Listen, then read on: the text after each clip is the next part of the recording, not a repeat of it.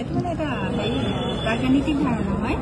ইয়াত ধৰক যিখিনি কথা আহিব ল'ৰা ছোৱালী তেওঁলোকেতো নাজানিব ন। এতিয়া এক দুই তেওঁলোকে হিচাপ কৰিব ধৰিব জানে, এক এটা কিমান আছে, এটা দুটা হিচাপ কৰিব তেওঁলোকে জানে, কিন্তু ধৰক সংখ্যাখিনি তেওঁলোকে লিখিব নাজানে, তেওঁলোকক চিনাকি কৰিব লাগিব।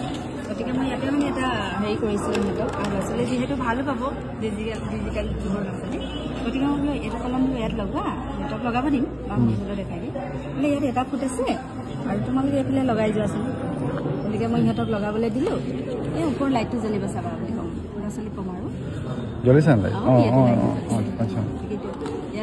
বেলেগত নজ্বলে মানে ই বেলেগত নজ্বলে।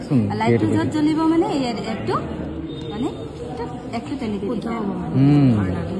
দুইটো কওকচোন ছাৰ। দুইটোৱে তেনেকে ইয়াত এটা দুটা ফুট আছে গৈ থাকি ন। য'ত লাইটটো যিডোখৰত জ্বলিব তেনেকে প্ৰত্যেকটোৰে তেনেকে তিনিটা জ্বলিব।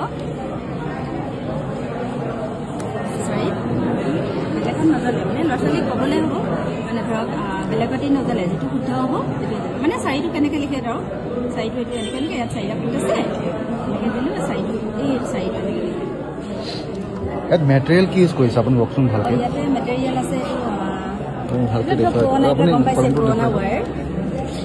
শ্বৰ্ট নকৰে নহয়, ৱেৰ হয় ন, ৱেৰ সোমাই দিছে ভিতৰত। পুৰণা আৰু পেলনীয়া ঘৰতে আৰু এইটো টৰ্চৰ বেটেৰী, আৰু ইয়াতে সেই পুৰণা টৰ্চ এটা বেটেৰী লাগি আছে ইয়াতে। মানে আপোনাৰ য'ত ধৰক 2 হ'ব তাতে জ্বলিব, য'ত 1 এইটো কেনেকৈ কৰিলে?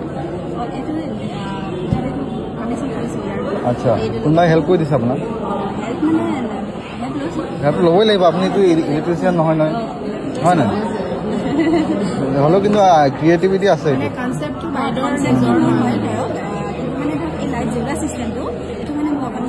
মানে লাগিবই নহয় এইটো, আপুনি কিন্তু ভাল লাগিছে মানে, এইটো মানে অকণ ইউনিক হৈছে। বেটাৰীটো কি বেটাৰী ইউজ কৰিছে আপুনি? Pencil battery. অঁ, যিজনে আপোনাক এইখিনি ৰেডি কৰি দিলে কি আপোনাৰ কিবা হয়? আচ্ছা, নামটো কৈ দিবচোন তেওঁ।